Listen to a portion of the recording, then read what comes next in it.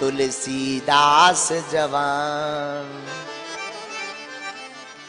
जो सत्य बोले, मन में दैन्य भाव रखे, दूसरी की स्त्री को माता के समान माने, ये 3 उपायों को कोई अगर कर लेता है तो तुलसीदास जी कहते कि हम गारंटी लेकर के कहते हैं इन 3 उपायों को मानने वाले को परमात्मा अवश्य मिलेंगे, इसमें कोई संदेह नहीं है। सत्य वचन अरु दीनता, परतीय मातु समान, इतने में जो ना मिले तो तुलसीदास जवान। महात्मा तो चले गए, त्रिलोकीदास स्वर्णकार ने इस दोहा को अपने जीवन में उतारा। उसने सोचा कि अब मैं इनका इस दोहे का अनुकरण करूंगा, जीवन में उतारूंगा। उसने कहा सत्य वचन बोलना है, तो सत्य वचन बोलने के लिए क्या करना होगा। इसने सोचा देखो भाई, बाजार में जाएंगे तो झूठ बोलेंगे, शादियों में जाएंगे तो झूठ बोलेंगे, कोर्ट कचहरी का चक्कर लगाएंगे तो झूठ बोलना पड़ेगा। बोले ना तो हम अब किसी की शादी में जाएंगे, ना बाजार में जाएंगे, ना कोर्ट कचहरी में जाएंगे। जब जाएंगे ही नहीं और बोलेंगे ही नहीं, और जब बोलेंगे नहीं तो झूठ नहीं निकलेगा। तो बोले पहला वाला तो उपाय हो गया सत्य वचन। अब बोले दूसरा दीनता। अब बोले दैन्यता, विनम्रता कहां से आए, गरीबी।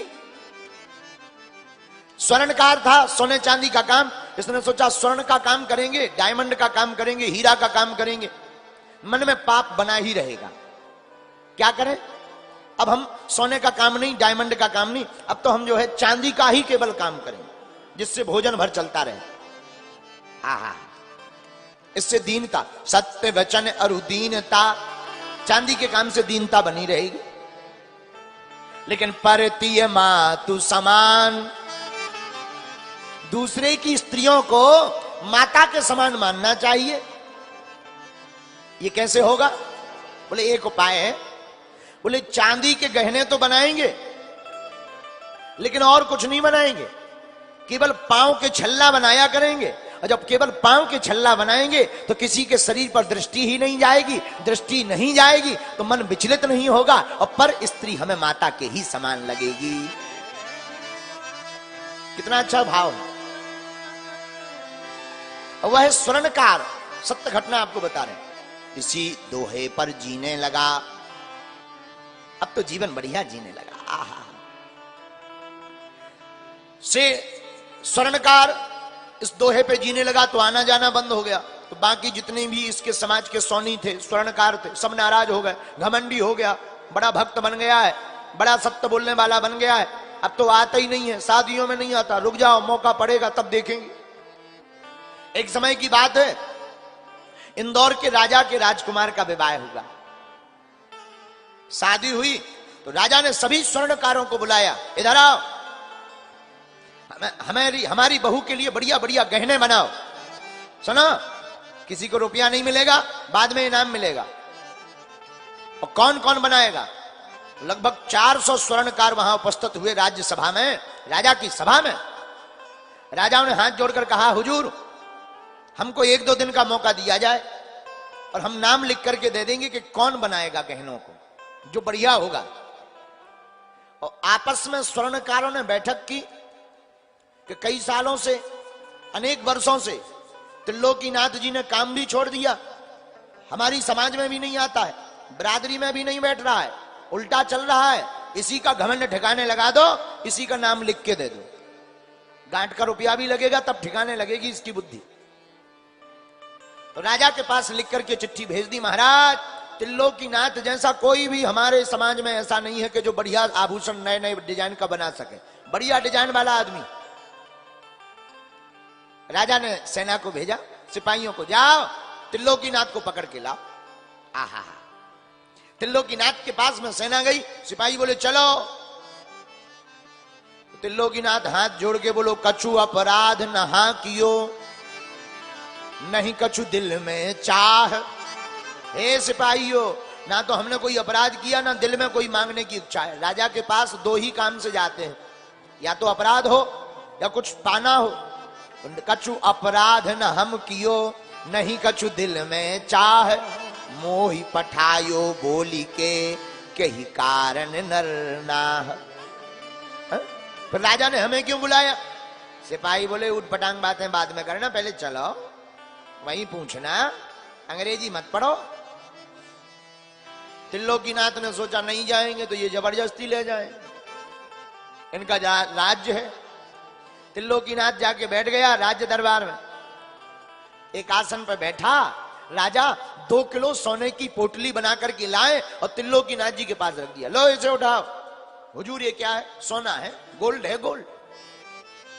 महाराज हम नहीं छुएंगे, पाप लग जाएगा, हमने सोने चांदी सोने का काम, डायमंड का काम बंद कर दिया।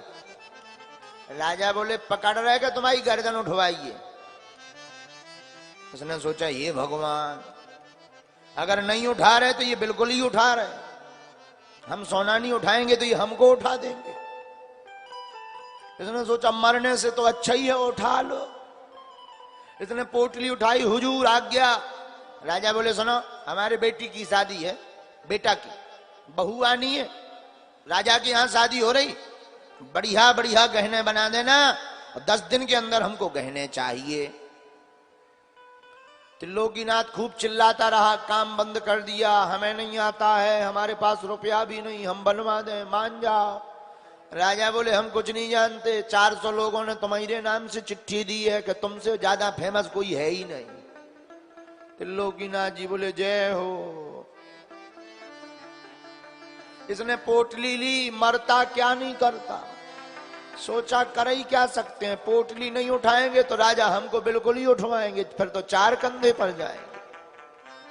इसने पोटली उठाई, उधो धन तुम्हारो व्यवहार, उधो धन तुम्हारो व्यवहार, अंबन काट बमूर लगावत, चंदन झोकत भार,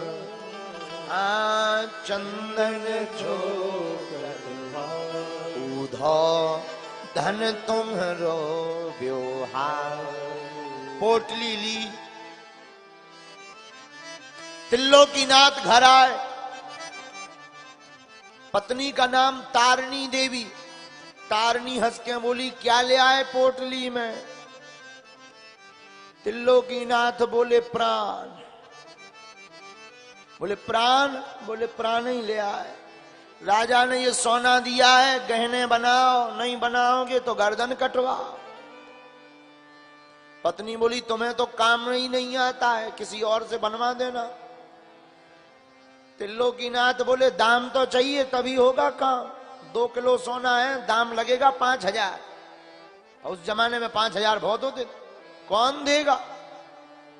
अब पहले चाहिए। अपने घर पे वैसी भूखमरी मची, भगवान सुबह शाम दे देते हैं। संतों का काम है, संत महात्मा आ जाते हैं तो कहीं ना कहीं से काम चल जाता है। पत्नी बोली क्या करें, घर छोड़ो। सेठ बोले तुम रहो, हम जा रहे। कहां? उस वक्त उज्जैन में कुंभ लगा हुआ था। बोले हम कुंभ में जा रहे, तुम यहीं रहो। आहा, पोटली ली सेठ ने और कुंभ में उज्जैन में आ गए। संतों को प्रणाम किया, मन में विचार किया ये सोना खराब है, कोई गला काट देगा। संतों की पंगत देखी, संतों का जय जयकार देखा, मन में भाव जग गया कि एक काम करें, गहने तो हमें बना नहीं पाना है, वापस सोना देंगे तो मरना है, नहीं बनाएंगे तो मरना है। ऐसे काहे को मरो, सोना का सदुपयोग कर लो, संतन में भंडारा करवा, मरना तो है ही, खाली काहे को मरे। 2 किलो सोना लिया, नगर सेठ को उज्जैन के दे दिया कि लो भैया चकाचक रबड़ी मालपुआ बनाओ, भंडारा करवाओ। सेठ ने कहा नाम? बोले अब हमारा है ही नहीं, नाम का बता दें। बोले बेनाम है। कोई नाम नहीं, बेनाम। कुछ दिनों में हम होंगे बदनाम। कोई नाम नहीं है, बेनाम है। चले गए सेठ जी। वहां के नगर सेठ ने सोचा कि भाई 2 किलो कोई सोना संतों के भंडारे के लिए दे गया, जरूर कोई महात्मा होगा, महापुरुष होगा। फिर क्या, वहां के साहूकार ने सोने को बेचकर आहा बढ़िया चकाचक रबड़ी मालपुआ बनाए, रसगुल्ला बनवाए, पूरी बनवाई और चकाचक संतों को भंडारा करवाने के लिए बैठाया और बुलाया। संत महात्मा बोले सेठ जी नाम बताओ, किसकी जय जयकार करनी है? सेठ जी बोले हमारा होता तो हम नाम बताते, जिनका है वो नाम नहीं बता गए। तो संत बोले किसकी जय जयकार करें? सेठ जी बोले महाराज लक्ष्मी नारायण भगवान की जय जयकार करो। सब महात्मा बोले संतो लक्ष्मी नारायण भगवान की जय हो। इतनी जोर से गर्जना करी कि भगवान तक खबर पहुंच गई लक्ष्मी नारायण के पास। बोले आज तो महात्मा बड़े खुश हैं। महात्माओं ने रसगुल्ला पाए, प्रसाद पाए, चकाचक दक्षिणा ली, मोटा मोटा लिफाफा मिला। महात्मा बड़े खुश हो गए, भैया आज तो रस बरस गया, आनंद हो गया, जय हो लक्ष्मी नारायण की। सेठ जी घर आए, पत्नी तारिणी देवी बोली सोना कहां है? सेठ जी बोले बन रहा है। क्या कहते हैं? कहां बन रहा? कंचन को टूक पड़ो संतन के साचन में। है? कंचन मतलब सोना। सेठ जी बोले कंचन को टूक पड़ो संतन के साचन में, भाव भरो आंचन में ग्रास गलने लगे। भोजन पेट में जा रहा हो सोना का। कंचन को टूक पड़ो संतन के साचन में, भाव भरो आंचन में ग्रास गलने लगे। कथा की कफनिया करधनिया सुकीर्तन की, कथा की कफनिया करधनिया सुकीर्तन की, पूजन के भूषण विनीत बनने लगे। ज्ञान माही गड़े जड़े जोड़ा सभी सिंगार, हार हरि नाम के सुहाए और हरने लगे। देश नैन देखे नरेश पर पठाए कौन, मौन भून इसके प्रकाश से करने लगे। विनीत दास जी कहते हैं कि सेठ ने अपनी पत्नी को कहा कि तुम चिंता मत करो, सोना तो गल रहा है, आभूषण बन रहा है। और मनी मन सेठ जी बोले संतों के पेट में बन रहा है, गल रहा है, आभूषण बन रहा है संतों के पेट में, क्योंकि भंडारा करवा दिया। बोलो सीताराम। इधर कई दिन बीते, राजा ने खबर भेजी कि भाई शादी का समय नजदीक आ गया, गहने लाओ।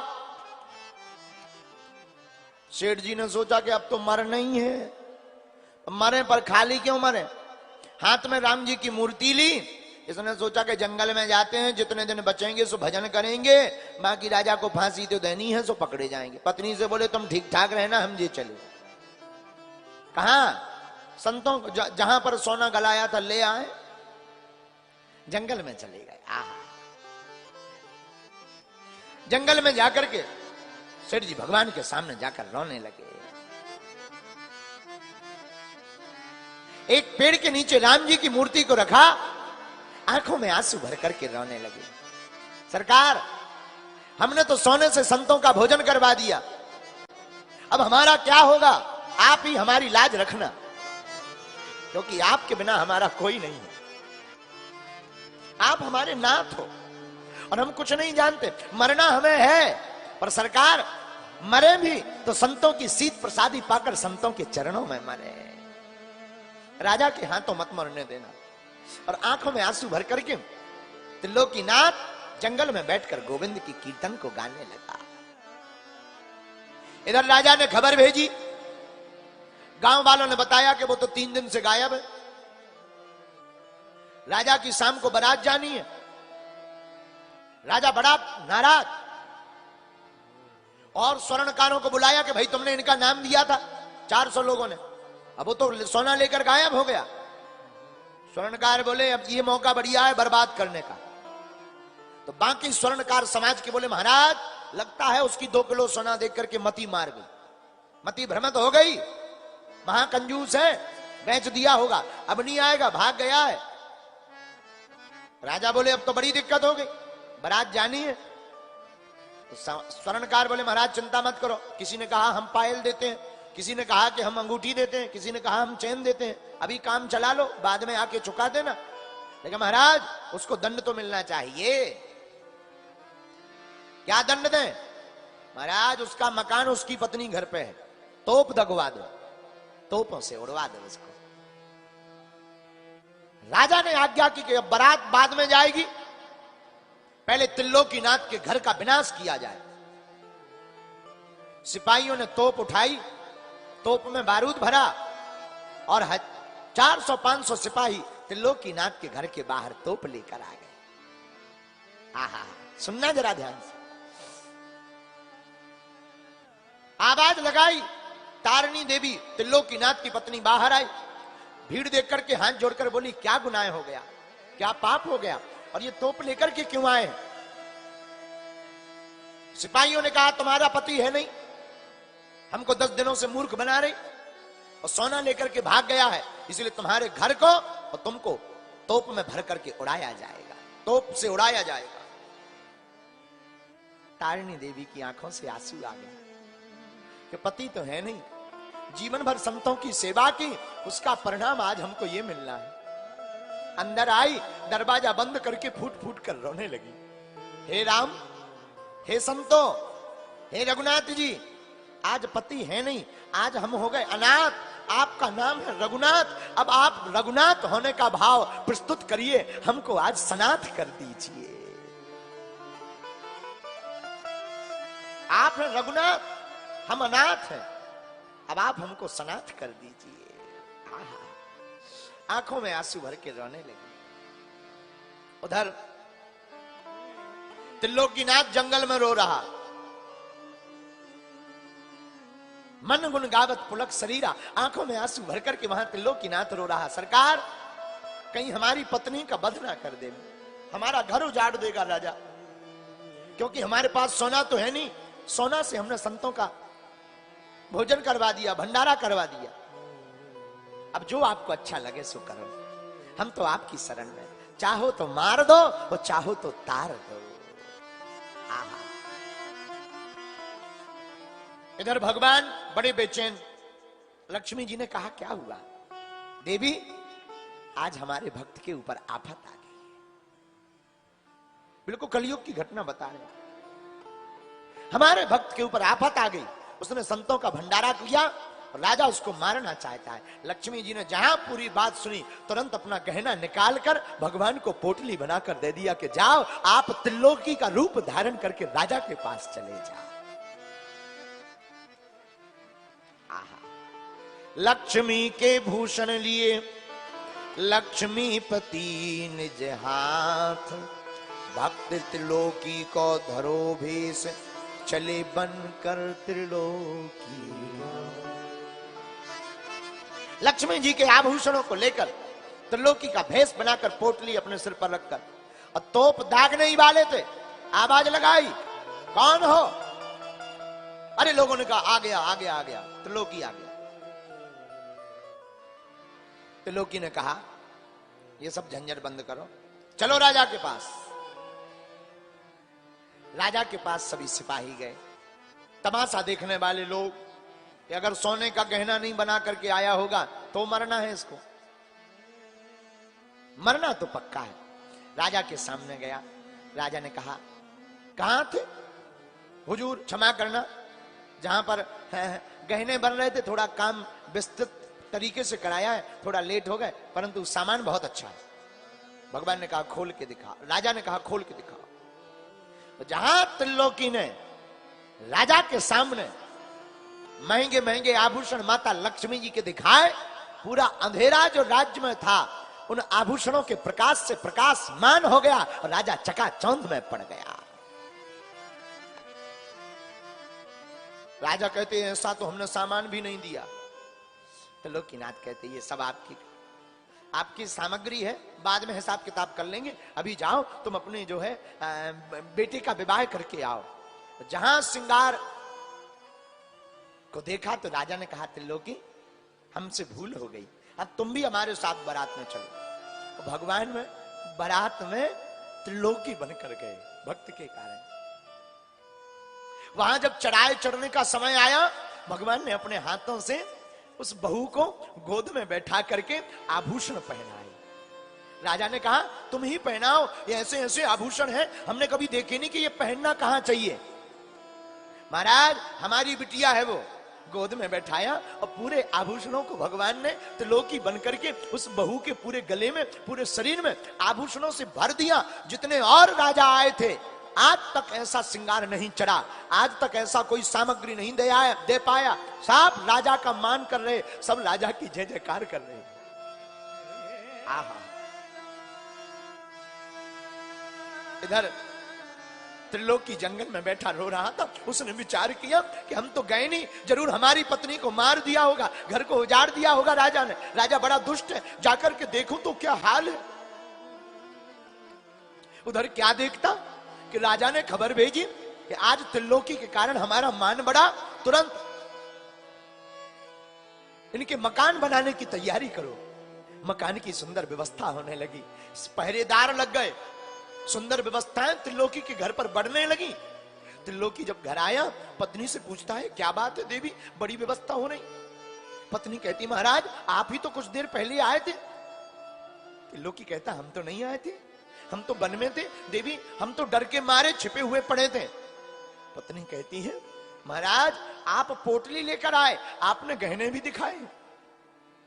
त्रिलोकी भागा भागा गया, भगवान वहां बारात के रास्ते से अंतर ध्यान हो गए। राजा को जब पूरी बात पता लगी तो राजा की आंखों से झरझर आंसू बहने लगे कि साक्षात हरि हमारी बहू को गहने पहनाने को आए हैं। धन्य है त्रिलोकी, धन्य है। और महाराज जब बहू को पता लगा कि साक्षात ठाकुर जी ने अपने हाथों से गहने पहनाए हैं, तो उसने गृहस्थ जीवन में प्रवेश नहीं किया, गहनों को लिया और पोटली बनाई और संतों के बीच में लुटाना प्रारंभ कर दिया कि जहां से आए थे वहीं से हमारे सरकार के पास पहुंचा। भैया भक्ति में परीक्षा तो होती है, इस कथा का आशय भक्ति में चिंता तो होती है, लेकिन भक्त से ज्यादा चिंता अपने भक्त की भगवान को होती है। परमात्मा को बहुत चिंता है। हमारी प्रार्थना है आप सब ठाकुर जी के अधीन हो जाओ, आपकी संपूर्ण चिंता हमारे ठाकुर जी की हो जाए, उनके सहारे छोड़ दो और भगवान से कहो नैनों में चले आओ। एक बड़ा प्यारा गीत, फिर इसके बाद हम आगे के भाव को बढ़ेंगे। नैनों में चले आओ श्याम दर्शन दिखाओ। कौन कौन ठाकुर जी के दर्शन करना चाहता है?